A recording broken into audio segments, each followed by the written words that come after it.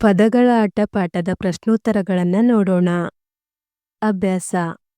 ಬಿಟ್ಟಿರುವ ಸ್ಥಳಗಳನ್ನು ಸರಿಯಾದ ಪದಗಳಿಂದ ತುಂಬಿರಿ.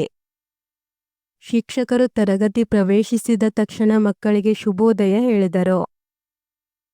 ಪ್ರತಿ ವಾಕ್ಯದಲ್ಲಿ 5ಕ್ಕಿಂತ ಹೆಚ್ಚು ಪದಗಳಿದ್ದರೆ ಆ ವಾಕ್ಯ ರದ್ದಾಗುವುದು. ವಾಕ್ಯಗಳು ಪುನರಾವರ್ತನೆ ಆಗಕೂಡದು. ತಟ್ಟೆಯಲ್ಲಿ ಬಿಸಿ ಬಿಸಿ ಅನ್ನ ಸಾಂಬಾರು ಬಿದ್ದರೆ ನಾಲಿಗೆಯಲ್ಲಿ ನೀರೂರುತ್ತದೆ. ಊಟದ ತಟ್ಟೆ ಚೆನ್ನಾಗಿ ತೊಳೆಯಬೇಕು. ತಪ್ಪಾಗಿರುವುದನ್ನು ಸರಿಪಡಿಸಿ ಬರೆಯಿರಿ. ವಾಕ್ಯಗಳು ಪುನರಾವರ್ತನೆ ಆಗಬೇಕು. ವಾಕ್ಯಗಳು ಪುನರಾವರ್ತನೆ ಆಗಕೂಡದು.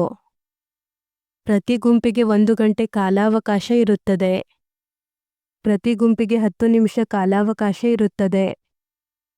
ಎಲ್ಲ ತರಗತಿಯವರು ಊಟ ಮಾಡುವ ಸಮಯ.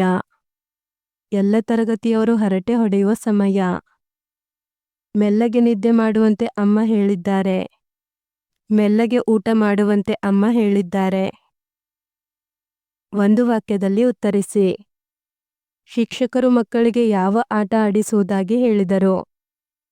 ಶಿಕ್ಷಕರು ಮಕ್ಕಳಿಗೆ ಪದಗಳ ಆಟ ಆಡಿಸುವುದಾಗಿ ಹೇಳಿದರು. ಅ ಗುಂಪು ವಾಕ್ಯ ಹೇಳುತ್ತಿರುವಾಗ ಬ ಗುಂಪು ಏನು ಮಾಡಬೇಕು? ಅ ಗುಂಪು ವಾಕ್ಯ ಹೇಳುತ್ತಿರುವಾಗ ಬ ಗುಂಪು ಆ ವಾಕ್ಯಗಳನ್ನು ಎಣಿಸುತ್ತಿರಬೇಕು. ಯಾವ ಗುಂಪು ಜಯಶಾಲಿಯಾಗಿದೆ ಎಂದು ಶಿಕ್ಷಕರು ಹೇಳಿದರು? ಇತ್ತಂಡಗಳು ಜಯಶಾಲಿಯಾಗಿವೆ ಎಂದು ಶಿಕ್ಷಕರು ಹೇಳಿದರು. ಗುಂಪುಗಳಿಗೆ ಯಾವ ವಿಷಯದ ಕುರಿತು ವಾಕ್ಯ ರಚಿಸಲು ತಿಳಿಸಿದರು? ಗುಂಪುಗಳಿಗೆ ಬಿಡುವಿನ ವೇಳೆಯಲ್ಲಿ ಯಾವುದಾದರೊಂದು ವಿಷಯ ತೆಗೆದುಕೊಂಡು ವಾಕ್ಯ ರಚಿಸಲು ಹೇಳಿದರು. ಯಾರು ಯಾರಿಗೆ ಹೇಳಿದರು? ಮಕ್ಕಳೇ, ನಾನು ನಿಮಗೆ ಈ ದಿನ ಪದಗಳ ಆಟ ಆಡಿಸುತ್ತೇನೆ. ಯಾರು ಹೇಳಿದರು? ಶಿಕ್ಷಕರು. ಯಾರಿಗೆ ಹೇಳಿದರು? ಮಕ್ಕಳಿಗೆ.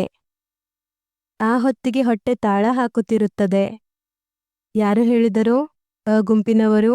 ಯಾರಿಗೆ ಹೇಳಿದರು? ಬ ಗುಂಪಿನವರಿಗೆ. ಉಣ್ಣುವ ಜಾಗವನ್ನು ಚೆನ್ನಾಗಿ ಶುಚಿಗೊಳಿಸಬೇಕು. ಯಾರು ಹೇಳಿದರು? ಅ ಗುಂಪಿನವರು. ಯಾರಿಗೆ ಹೇಳಿದರು? ಬ ಗುಂಪಿನವರಿಗೆ. ಭಾಷಾಭ್ಯಾಸ. ಸ್ವಂತ ವಾಕ್ಯ. ಹಾಜರಿ. ನಮ್ಮ ಶಾಲೆಯಲ್ಲಿ ಪ್ರತಿನಿತ್ಯ ಹಾಜರಿ ಹಾಕುತ್ತಾರೆ.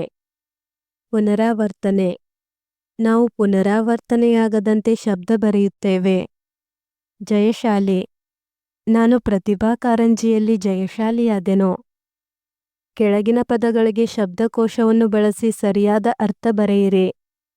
ತೊಟ್ಟಿ. ಕಸ ಎಸೆಯುವ ಸ್ಥಳ. ಆಲಿಸು. ಕೇಳು. ಸರದಿ.